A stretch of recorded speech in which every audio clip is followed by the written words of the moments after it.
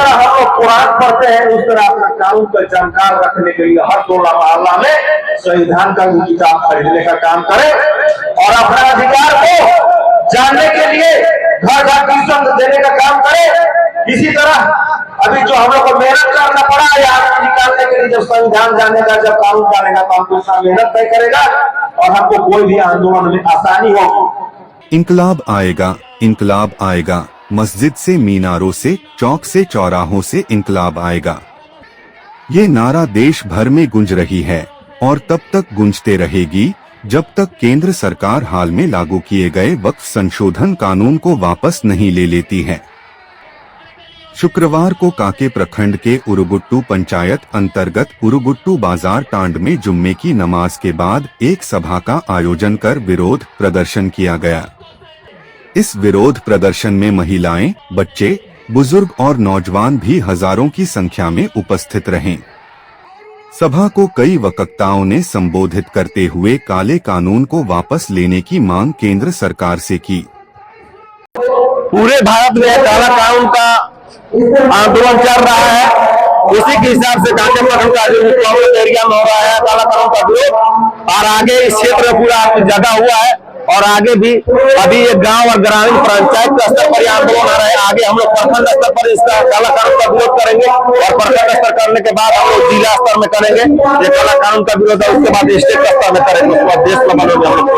काला कानून का विरोध करने का काम करेंगे।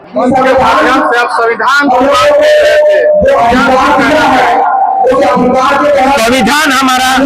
हर समाज, हर तबके के लोग को बराबर का अधिकार जिस तरह दिया है, और हमारा साथ है मुसलमान के समाज के साथ जो अन्याय हो रहा है ये बर्दाश्त नहीं करेंगे और इसमें और समाज में हमारा साथ है और ये काला कानून का विरोध करेंगे और संविधान का अधिकार के साथ हम लोग आंदोलन करके काला कानून वापस दिलवाने का काम करेंगे। वर्तमान केंद्र की सरकार ने खास करके इसको देश की एकता अखंडता से कोई मतलब नहीं है, इसको सिर्फ सत्ता की राजनीति करनी है। और आप देखे होंगे कि जब जब किसी स्टेट का चुनाव होता है, और इससे पहले भी बहुत सारा स्टेट के चुनाव से पहले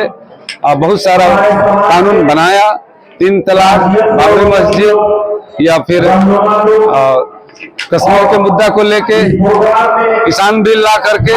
कहीं न कहीं सत्ता के लिए देश के लोगों का दिमाग को डाइवर्ट करता है। और इस बार हम लोग पुरजोर तरीके से विरोध कर रहे हैं, क्योंकि ये इसको बिहार और बंगाल का चुनाव दिख रहा है। और वरना आप समझ सकते हैं कि जिस सदन में विपक्षी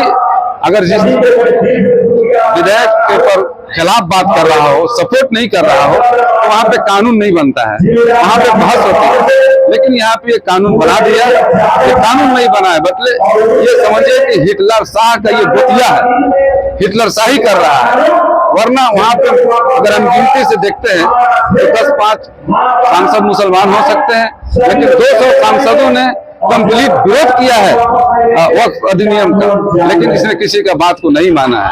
और ये मैं समझता हूं कि इस देश में जो हिंदू मुसलमानों का जो एकता है, अखंडता है, जो भाईचारा है, उसको तोड़ने के लिए सिर्फ इसके पास एक ही विजन है, सिर्फ मुसलमान के खिलाफ किसी भी कानून को लाना और हिंदू को दिखाना कि हम मुसलमानों के खिलाफ काम करें, हिंदू को एकजुट करना चाहते हैं। लेकिन मैं कहता हूं कि जिस देश में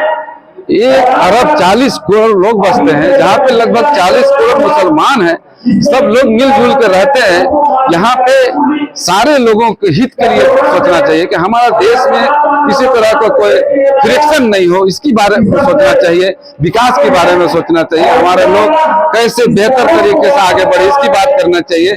जिस राजा या बादशाह से अगर उसका प्रजा, उसका रियाया खुश नहीं हो, वैसे कानून, वैसा बिल को कभी नहीं लाना चाहिए। निश्चित रूप से ये हिटलर साहिब पर खुल चुका है और हम लोग इसका विरोध करते हैं और निश्चित रूप से